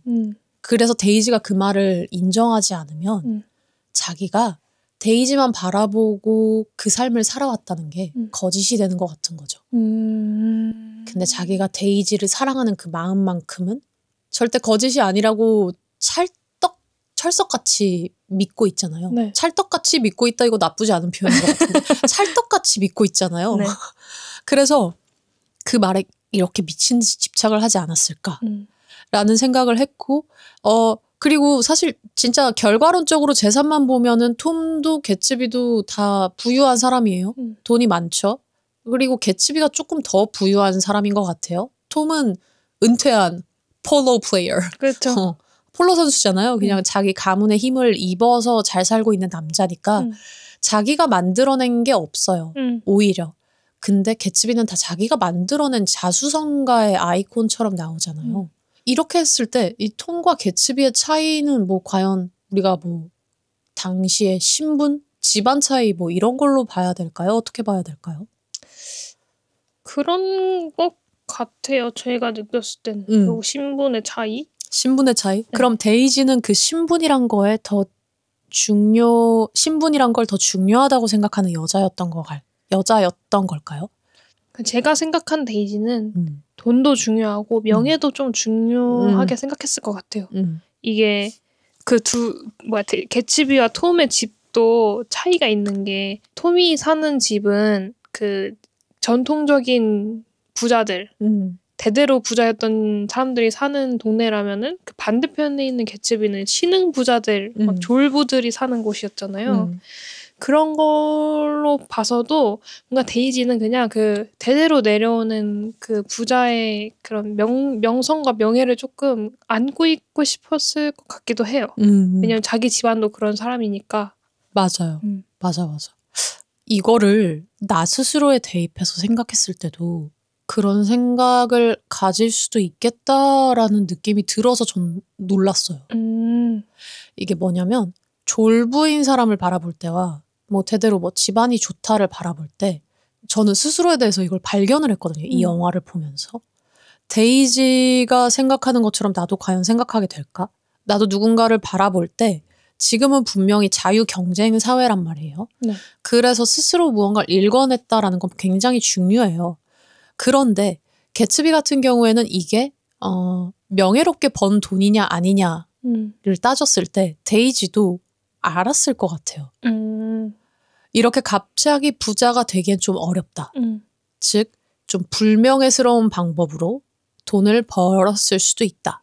그래서 그냥 돈의 숫자란 게 중요한 게 아니라 이 사람이 좀 살아온 길에 있어서 배경이 작용을 한다라고 스스로도 느꼈을 것 같아요. 그거에 대해서 내가 왜 이러지? 라는 생각도 분명 했을 것 같은 게 톰은 바람둥이잖아요. 맞아요. 그러니까 인간 도덕성으로 따졌을 땐 톰이 훨씬 나쁜 사람이에요. 개츠비 바람을 안 폈어. 안 만나는 시기에도 자기를 사랑했대. 그런데 왜 이 남자의 말을 안 들어줄까 했을 때 이게 저에 대입해서 생각을 하다 보니까 되게 꼬집는 것 같았어요. 너도 그렇게 생각할 수 있지 않니? 라고. 데이지가 마음에 안 드는 부분이 있긴 하지만 진짜 나도 이 입장에 넣어서 생각했을 때 나도 좀 그렇게 생각할 수 있지 않을까? 그래서 좀 돌아보는 부분이 약간 생긴. 그래서 나도 어려웠어요. 어땠어요, PD님은? 지금 이 얘기 듣고는 어떤 생각이 들어요? 근데 그럴 것 같기도 해요. 만약 제가 데이지였어도 저도 톰을 선택할 것 같기는 해요. 어쨌든 뭔가 무너지지 않을 것 같은 그 견고함이라는 게 있는 거잖아요. 그쵸. 대대로 내려왔다는 것은. 그쵸.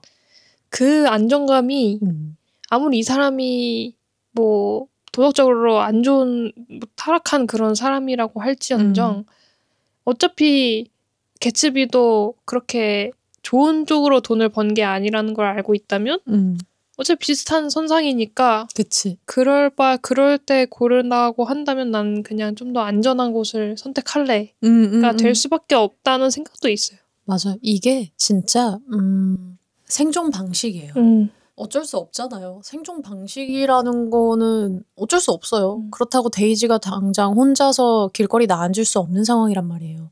이혼을 해버리면은 오히려 그게 그 꼬리표가 달릴 거고 그렇잖아요. 아마 그런 게 아니었을까. 관객인 저희가 봤을 때도 이러한 딜레마를 좀 겪게 된다. 그래서 이 둘을 만약에 이 둘을 두고 밸런스 게임을 하라면 이제 좀 더 어려워지는 거죠. 자, 여러분, 솔직히 이거 제3자의 입장으로 막 멀리서 자꾸 보려고 하시는데 진짜 본인 입장에서 생각을 해보세요. 밸런스 게임이고 아까 제가 얘기했던 난 둘 다 선택 안 할래. 이거 없어요. 이거 없고 두 남자 중 하나를 골라야 됩니다. 과연 어떤 게 더 작용을 할지. 내가 사회에 있어서 가진 관점이 무엇인지 좀 생각해봐도 재밌을 것 같아요. 자, 그럼 이 미친 이 굉장한 긴장감에 플라자 장면이 끝난 다음에 데이지는 결국에는 멘붕이 와가지고 나가버리고 개츠비도 데이지를 쫓아서 나가버리고 개츠비도 멘붕이 왔죠. 왜냐하면 데이지가 결국 톰을 절대 사랑하지 않았다라고 인정해주지 않았어요. 그리고 톰은 동시에 데이지한테 내가 바람을 피긴 해도 난 항상 너한테 돌아와. 데이지 난 너를 사랑해. 이런 식으로 말을 해놓고 떨어져 있는단 말이에요. 네. 진짜 미친놈. 그래서 그러면서 막 얘기해요. 그러면 너 여기에 더 있기 힘들면 먼저 가. 개츠비랑 가. 난 여기서 더 놀다 갈래. 이러고 쓱 빠져버려요. 다 뒤집어 놓고. 어우, 여우야, 여우. 아주 똑똑한 여우야. 그렇게 해서 가게 되는데 그 개츠비의 그 내가 너무 싫어하는 그 시끄러운 엔진의 그 차. 네. 그 노란 차 길을 가다가 톰의 내연녀를 칩니다. 내연녀는 그 자리에서 직사를 하죠.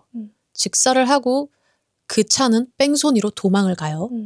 그런 다음에 톰이 닉이랑 조던이랑 집으로 돌아가는 길에 그 사고 현장을 지나가다가 머틀이 죽었다를 알게 되고 그 머틀의 남편이 이미 머틀이 바람을 피고 있다는 걸 의심을 하는데 그게 톰인 줄은 모르죠. 네. 도대체 누구야? 누가 내 부인을 이렇게 죽여놓고 간 거야? 하는데 거기에 톰이 또 뱀처럼 속삭여놔요.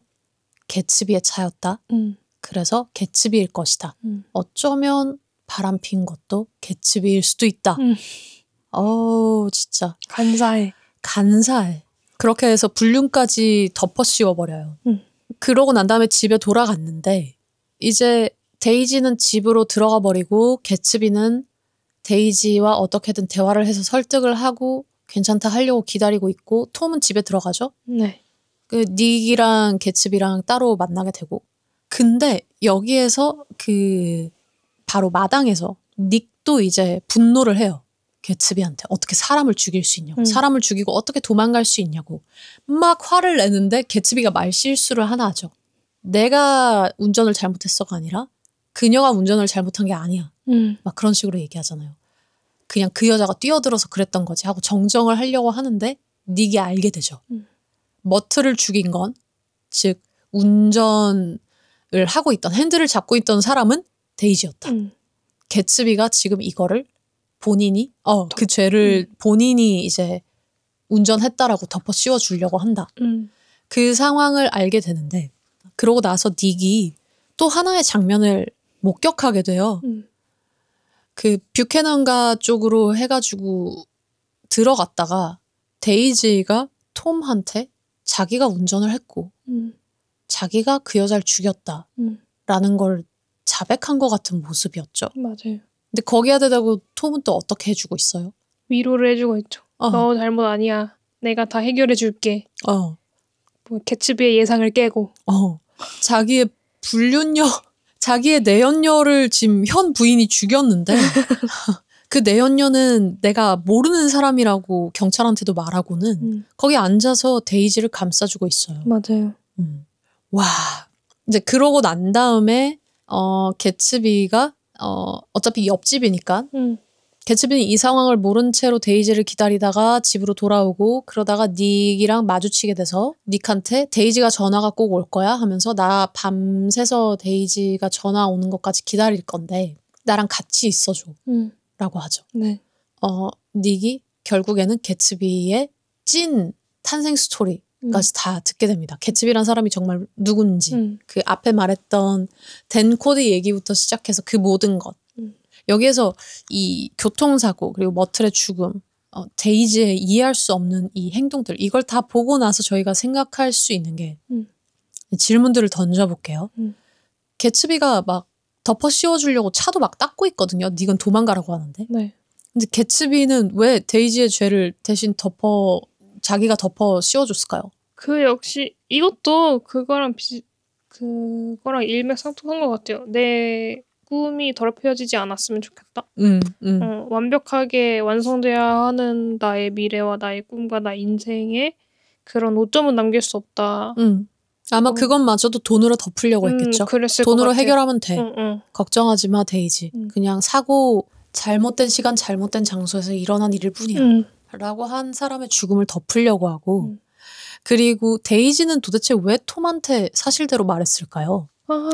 글쎄요. 아까 그 플라자에서 진짜 사랑을 느꼈나? 모르겠어요. 그거는. 저도 추측을 해봤는데 데이지는 개츠비가 이 사건을 무마시켜줄 수 있을 거라고 못 믿은 것 같아요. 그래서 자기가 진짜 문제에 휘말릴 수도 있고 감옥에 갈 수도 있으니까 남편한테도 기댄 것 같아요. 그럼 남편을 좀 더 믿고 있다는 게 거기서 드러났겠네요. 그쵸. 아니면은 뭐 그런 거죠. 2마리 토끼를 다 이용하겠다. 2마리 사냥견을 다 이용하겠다. 그러고 나서 토사구팽을 하겠다. 뭐 약간 그런 태도일 수도 있고. 이 데이지 같은 경우에는 정말 자기에게 좋은 선택들만 하는 여자의 모습을 좀 보여준 것 같고. 그러면 닉 같은 경우엔 톰한테 데이지가 자백하는 걸 다 봤잖아요. 네. 왜 개츠비한테 말해주지 않았을까요? 같이 밤을 새가면서 동트는 걸 기다리면서 개츠비의 이야기를 들었는데. 뭔가 지켜주고 싶어 했던 것 같아요. 뭘 지켜주고 싶었던 것 같아요? 뭔가 개츠비가 꿈꾸는 것들? 꿈꾸는 것들. 데이지를 결국 사랑하는 그 마음, 데이지를 원하는 그 마음, 그 꿈? 그거를 좀 일단은 좀 지켜주고 싶었던 것 같아요. 제가 생각했을 땐. 그렇게 보호해준다? 개츠비를 보호해준다의 의미도 있고 아니면 동시에 닉도 일종의 판단을 한 거 아닐까요? 여기에서 물론 그 얘기를 하면은 개츠비가 못 믿을 것 같은 거예요. 안 믿을 것 같은 거야, 자기의 말을. 개츠비가 살아온 인생까지 다 듣고 개츠비가 왜 데이지랑 함께 꼭 해야만 하는지 그 엄청난 한 사람의 꿈, 야망, 자기에 대한 확언, 그런 확언을 가지고 있는 사람한테 사실은 아니야. 데이진 나쁜 애야. 이기적인 내 사촌이지만 쟤 좀 이기적이야. 사실 이러고 있더라. 그러니까 너도 그냥 접고 떠나라. 라고 감히 말을 할 수 없는 상황이 되어버린 거죠. 자기의 말을 귓등으로도 안 들을 걸 알았던 거예요. 그럴 수도 있을 것 같아요. 뭐 개인적인 선택으로 만약에 그 장면을 연기한다면 그러한 속마음을 가지고는 있었을 수도 있을 것 같다.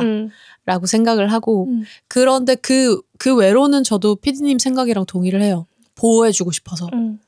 그거를 어차피 알아봤자 어차피 개츠비의 마음은 못 바꾸는데 결국 데이지가 선택하는 거에 따라서 그러니까 순리대로 그냥 흘러가게 둬야지. 내가 여기에 또 관여를 해봤자 어떻게 바꿀 수 있는 거 없으니까 하면서 물러났던 것 같아요. 그럼 요쯤 됐을 때 지금 우리는 개츠비를 어떻게 바라보게 되죠? 저는 좀 진짜 사랑에 미친 사람이구나 라고 보기도 했던 것 같아요. 어쨌든 순애적인 모먼트들도 많이 나왔잖아요. 그쵸. 데이지랑 처음 만났을 때 그 눈빛들과 떨려하는 것들 그리고 어쨌든 죄를 뒤집어 쓰려고 하는 것들 이게 계속해서 저는 데이지가 꿈이라는 것을 상징하고 있고 꿈을 이루기 위한 개츠비의 집착이라고 해석을 해왔지만 그럼에도 불구하고 사랑도 놓치지 않고 있다고 생각을 해가지고 사랑과 꿈에 좀 미친 사람? 맞아, 미친 사람. 내가 막을 수 없는 람보르기니 같은 사람. 그쵸. 요때쯤 갔을 때 전 개츠비가 굉장히 딱했어요. 너무 외로워 보였고 하필이면 좀 본인의 욕심 이상의 이런 사랑을 하게 돼서 너무나도 비운적으로 가난하게 태어나서 저렇게 생각을 하면서 자라게 돼서 그걸 보면서 뭔가 희망에 찬 게 꺾이면은 수단과 방법을 가리지 않을 것 같은 사람을 보면서 드는 어떠한 이질감? 나는 과연 저렇게 할 수 있을까? 나는 사랑을 위해서 저렇게까지 할 수 있는 사람인가? 뭐 이런 고민도 하게 되고 그래서 내가 당장 공감할 수 있는 건 지금 저 순간 저 장면에서 저 인물은 정말 외롭겠다. 마지막 동아줄을 부여잡고 있구나. 저게 끊기면 어떻게 될까? 너무 불쌍하겠다. 뭐 이런 생각. 그리고 저 사람도 마음이 심히 아픈 사람이다. 이런 생각. 네. 이런 거를 좀 하면서 좀 더 인간적이게 바라봤던 것 같아요. 공감할 수 있는 우리의 모습들이 분명히 있거든요. 자격지심으로 뭐 출발을 하면서 이 인물을 본다면은 너무나도 설명이 잘 되고요. 열등감, 그리고 그거를 극복하고 싶어하는 그런 희망 모두 다 있잖아요. 네. 근데 그 희망이란 게 꺾이면 얼마나 실망스러운 건지 알기 때문에 우리가 가끔 도전을 하는 걸 두려워하잖아요. 그런 모든 게 좀 보이지 않았나 해서 와, 그 뒤에 이 장면이 이어지지 않았으면 좋겠다라고 생각했는데 그 장면은 뭐냐면 저희의 마지막 대제목인 개츠비의 죽음입니다. 이야, 결국 개츠비는 누구한테 죽죠? 데이지가 쳐서 죽인 머틀의 남편인 윌슨에게 총을 맞아서 죽게 되죠. 가난한 정비소 직원인 윌슨. 아, 사장이죠. 그래도 정비소 사장. 그렇죠. 가게 운영하고 있으니까. 이 사람은 정말 단순한 목적으로 움직여요. 부인의 복수, 자기의 분노 그런 걸 해소하기 위해서. 부인은 살아 돌아오지 않으니까. 총을 들고 와서 자기도 자결을 하죠. 개츠비를 죽이고 난 다음에. 이 순간에 여러 장면들이 좀 오가죠. 개츠비가 죽기 직전의 순간 데이지가 전화를 할 것 같은 장면을 보여줬다가 그리고 닉이 출근 막 피곤에 쩔어가지고 출근한 모습도 보여줬다가 그것들이 막 교차되면서 가다가 결국 총성이 들리고 그리고 개츠비는 피를 흘리면서 그 멋진 수영장으로 빠져버립니다. 이때 이 개츠비가 딱 죽기 직전 장면에 짧게 나오는 그림들이 있거든요. 그게 바로 데이지 집의 그 부둣가에 있는 초록색 불빛이에요. 그거를 결국 보면서 이렇게 넘어가면서 인물이 카메라를 거의 정면으로 보는 것 같은 컷이 딱 나와요. 그때 그 인물의 표정이 진짜 전 좀 거기서 많이 놀랐어요. 생명의 불씨가 꺼진다? 근데 정말 희망 찾던 그 모든 게 저렇게 허무하게 총 한 발에 사라지는구나. 막 이런 생각이 들면서 와, 이건 연출도 잘했고 연기도 잘했다. 그런 생각이 들었어요. 자, 그런데 그 죽기 직전에 전화가 왔었잖아요. 그게 데이지였나요? 아니죠. 닉이었습니다. 그 전화 심지어 닉이었죠. 네. 아, 정말 개츠비 여기쯤 됐을 때 진짜 딱한 사람이다라는 생각이 들고 그 다음에 이 개츠비의 장례식이 이어지는데 이때 어때요? 장례식의 모습? 기자들만 막 와가지고 막 개츠비 이제 시신에 둘러싸여서 막 사진 찍고 막 뭐 인터뷰를 할 수도 없는데 인터뷰하는 것처럼 막 펜으로 막 뭔가를 계속 적고 막 난리통인 와중에 기자를 제외한 아무도 없었죠. 닉과 기자들을 제외한 아무도 그를 찾아오지 않았었죠. 맞아요. 그래서 닉이 5만 대 전화를 다 돌리잖아요. 개츠비의 장례식이다. 아무도 안 오죠. 아무도 오지 않았다라고도 실제 설명을 하고 네. 그리고 나서 마지막에 전화하는 집이 어디였어요? 데이지네 집. 근데 데이지 뭐 하고 있었죠? 떠날 준비하고 있었죠. 저 전화는 집사한테 맡겨놓고. 떠나버리는데 심지어 우리가 떠나고 있다는 사실을 알리지 말라 해서 그 집사가 저 아무것도 몰라요. 이미 떠나셨어요. 라고 약간 말도 안 되는 프랑스 영어 같은 걸로 얄밉게 막 얘기한단 말이에요. 네. 와, 저는 그 집사를 올려다보는 그 데이지의 얼굴이 너무 얄미워서 그쵸. 한 대 그냥 쳐버리고 싶었어요. 진짜로. 나는 저 일에 아무 상관도 없는 사람이야 라는 되게 순진한 척하는 그 얼굴 표정? 와, 너무 얄밉더라고요. 이게 처음 우리가 데이지 봤을 때 그 표정이랑 매우 상반되죠. 네. 똑같은 얼굴인데 똑같은 눈인데 네. 마치 전후 장면으로 인해서 저 사람이 정말 끔찍해 보이는 그렇게 좀 노린 것 같아요. 처음엔 데이지 이렇게 아름답게 봤지 이런 여자야. 맞아. 똑바로 보세요.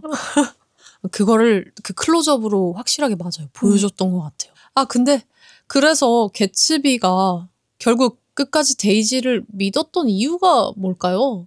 그 마지막에 총 맞기 직전에 전화 오는 걸 보고 엄청나게 행복해한단 말이에요. 네.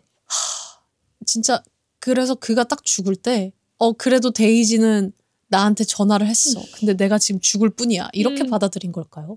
좀 마음이 아프지만 그냥 뭔가 개츠비는 당연하다고 그게 당연한 거라고 생각했던 것 같아요. 데이지한테 전화가 오는 게 조금씩 늦춰지고 있을 뿐 언젠간 그녀에게 전화 오는 게 정말 당연해 라고 생각을 했을 거고 그 죽는 순간에 전화를 바라보면서 그냥 개츠비는 내가 지금 이러면 안 되는데 라고 하면서 조금 죽었을 것 같아요. 그러니까 환상 속에 잠겨서 네. 자기의 착각으로 이제 생각을 하면서 차라리 그럼 그게 해피엔딩이었겠다. 그죠? 뭐 개츠비 입장에서는 그렇겠죠. 죽은 개츠비가 그 사실을 알 수는 없으니까. 네. 사실 데이지는 전화를 하려다 하지 않았고 그냥 닉의 전화였다는 거. 그 슬펐던 포인트가 저는 그거였거든요. 개츠비가 자기의 현 상황을 받아들이지 못하고 계속해서 거짓으로 기반한 그 삶으로 어떻게든 살아나가려고 했던, 근데 그럴 수밖에 없었던 그 사람의 비극이었던 것 같아요. 이게 닉이 봤던 뉴욕의 모습이랑 똑같은 것 같거든요. 닉이 좀 후반부에 나레이션을 하면서 딱 얘기하잖아요. 이제 뉴욕은 황금빛 신기루 같은 도시였고 그 신기루 같은 도시에서 신기루 같은 개츠비를 보고 그러한 스토리를 받고 그렇기 때문에 이 허황된 삶 속에서 사랑 그리고 자기의 꿈이라는 걸 위해 이렇게 맹목적으로 쫓아갈 수 있는 개츠비를 오히려 대단하다고 봤던 닉이죠. 그러면서 결국 우리는 이렇게 계속 살아나갈 것이다. 이렇게 떠밀리기도 하면서도 계속 앞으로 하면서 이제 마무리를 짓는데, 그리고 마지막에 딱 개츠비에 대한 이야기를 이제 정신병동에서 다 쓴 다음에 펜으로 만년필로 추가하죠. 소설 이름이 처음엔 그냥 개츠비였다가 The Great 이라고 딱 붙이잖아요. 닉은 왜 개츠비를 The Great, 왜 위대한 이라는 말을 붙여서 얘기를 했던 걸까요? 작가가 이걸 읽은 사람들한테 해주고 싶은 얘기라고 생각을 했어요. 그러니까 어쨌든 개츠비가 되게 이룰 수 없는 꿈에 대해 계속해서 꿈꾸고 희망을 갖고, 물론 안 좋은 쪽으로 막 돈을 벌어대긴 했지만 어쨌든 노력을 했던 사람이잖아요. 그 시대에 그런 부푼 꿈을 안고 윌스트리트에 모인 사람들도 많을 거 아니에요. 그리고 그런 부푼 꿈을 안고 이제 살아갔던 사람들에 대해서 그 꿈꾸고 있는 모든 당신들은 위대한 사람들이다 라고 조금 위로 아니면 격려? 그런 말을 조금 건네주고 싶었던 게 아닐까라는 생각이 들었어요. 저는. 근데 저도 동의해요. 닉뿐만이 아니라 이걸 보는 저희도 개츠비는 이렇게까지 할 수 있는 건 정말 대단하다라고 볼 수 있을 것 같아요. 사랑 하나를 위해서, 이게 영화에서 이제 사랑으로 나오지만 어쨌든 개츠비의 사랑은 즉 꿈이 되었고 원래도 본인의 꿈이 있는 사람이었는데 그게 사랑으로 변했던 거잖아요. 그거를 자기가 꿈과 동시에 쫓고 있다는 걸 몰랐을 뿐인데 이러한 이 정도로 집념 있게 그거에 대해서 긍정적으로 생각하고 희망적으로 생각하면서 나아갈 수 있는 건 쉽지 않다. 그리고 약간 반대로 생각하면 비꼬는 말일 수도 있거든요. 참 위대한 개츠비다. 이 개츠비가 거짓을 기반으로 살아가는 모습, 그거를 숭배하는 사람들도 있었고 돈이 있고 능력이 있으니까 불나방처럼 몰렸다가 그 사람이 죽어버리니까 결국에 인간적인 감정으로 남아있는 사람은 아무도 없었죠. 그러니까 참 위대한 개츠비다 라고도 볼 수 있을 것 같아요. 그러니까 우리가 비어있는 가치를 쫓아가는 게 얼마나 의미가 없는지 또 생각해 볼 수 있을 것 같고, 또는 자기의 가치를 그 이 정도까지 희망적으로 쫓아갈 수 있는 게 얼마나 어려운 일인지 이렇게 두 가지로 생각해 볼 수 있을 것 같아요. 그러면 오늘도 한번 각자의 로그라인을 써볼까요? 제 로그라인병은 과거는 돌이킬 수 없어 로 하고 싶어요. 어쨌든 개츠비는 과거에 집착을 했던 거기도 하고, 그런 개츠비의 모습에 닉이 충고하듯이 해주는 말이잖아요. 과거는 돌이킬 수 없어. 이게 조금 저한테는 요새 조금 뼈저리게 와닿는 말이기도 하거든요. 내가 옛날에 그랬다면 어땠을까? 내가 옛날에 그렇지 않았으면 어땠을까라는 걸 요새 조금 많이 생각을 하고 있는데, 생각한다고 해서 될 일이 아니잖아요. 그걸 바꿀 수 있는 것도 아니고, 그리고 제 주변에서도 그런 실수하지 말걸, 그렇게 하지 말걸이라는 말들을 많이 하는데, 어차피 돌이킬 수 없는 거 지금이나 열심히 한번 살아보자. 과거에 꿈을 두지 말고 이왕 그렇게 된 거 두 번 다시 그런 실수, 그런 선택 안 하면 되는 거고, 그냥 지금을 충실히 하면서 한번 살아보자. 약간 그런 생각이 좀 들었어서 뭔가 개츠비의 그런 허무한 죽음을 보면서 그런 생각이 좀 많이 들어가지고 저의 로그라인명은 이걸로 정하고 싶어요. 약간 카르페 디엠의 입장으로다가 뭔지 알 것 같아요. 방금 들으면서 해봤던 생각이 진짜 우리가 아까 이 영화의 시대상을 이해를 해야 된다고 생각했잖아요. 네. 그 시대상을 이해하는데도 방금 말씀하신 로그라인이 좋은 의미를 가질 것 같아요. 이미 전쟁은 다 일어났는데 마치 그게 일어나지 않은 것처럼 행동을 하고 살아가잖아요. 갑자기 경제 부흥이 일어났으니까. 근데 그 사람들의 죽음을 그냥 없었다라고 얘기하고 지금의 돈만 쫓으면 돼. 라고 살아가면 안 되는 건데 개츠비는 아니 그냥 그렇게 생각해버리면 돼. 라고 넘기려고 하죠. 그게 잘못된 꿈이지 않을까. 즉 과거를 통해서 배워나가야 되고 그거를 없었던 일로 치부할 게 아니라 그거를 통해서 지금의 우리가 만들어진 건데 없는 척 할 수 없다. 데이지의 말처럼 지금 사랑하면 되지 않냐. 전에 있었던 걸 굳이 부정을 해야 되냐. 이런 것도 좀 역사적인 맥락에서 바라봐도 재밌지 않을까라는 생각도 들어요. 자, 저의 로그라인명은요. 아까 초반에 언급을 했었어요. I was within and without. 저는 이 말이 좋은 게 세상을 살아가는 우리가 좀 이런 생각을 많이 하지 않나 싶어요. 가끔 우리가 지금 여기에 살고 있는데 내가 정말 이 안에서 살고 있는지에 대한 생각? 그게 내가 다양한 사람들을 보면서 어떻게 살아가고 싶은지 고민을 하게 되잖아요. 네. 근데 거기에서 정말 내가 원하는 게 뭔지를 잘 찾아 나가는 편인지 생각을 하게 해줬어요. 내가 지금 이 순간을, 이것도 카르페 디엠이에요. 이 순간을 내가 주도적으로 잘 생각하고 가지고 가고 있는지 아니면 그냥 제3자로 멀리 보고 있고 나는 지금 이 시대의 흐름에 있어서 내가 뭘 제대로 이해하고 있는지를 아는가? 막 이런 생각들을 하게 되더라고요. 그래서 오늘의 로그라인은 I was within and without. 네, 긴 시간 오늘도 열심히 달려봤는데 이제 오늘은 위대한 개츠비라는 영화를 가지고 얘기를 해봤고 이 화려한 영상 속에 감춰있던 이 개츠비라는 인물에 대해서 우리가 잘 한번 보려고 해봤는데요. 여러분들은 개츠비가 정말 위대하다고 생각하는지 고민해보시면 될 것 같고 자기가 생각하는 위대한 삶이란 무엇인가 고민해보셔도 좋을 것 같고요. 그거에 대한 의견들 아직도 많이 부끄러우신 것 같은데 자유롭게 남겨주세요. 그리고 저희랑 함께 보고 싶은 영화가 있으면 언제든 남겨주시고 그리고 저희가 다음 영화도 댓글로 또 남겨놓을 거니까 한번 보고 오시면 좋을 것 같아요. 네, 그럼 저희는 다른 영화와 함께 다음 주에 또 찾아오겠습니다. 감사합니다. 감사합니다.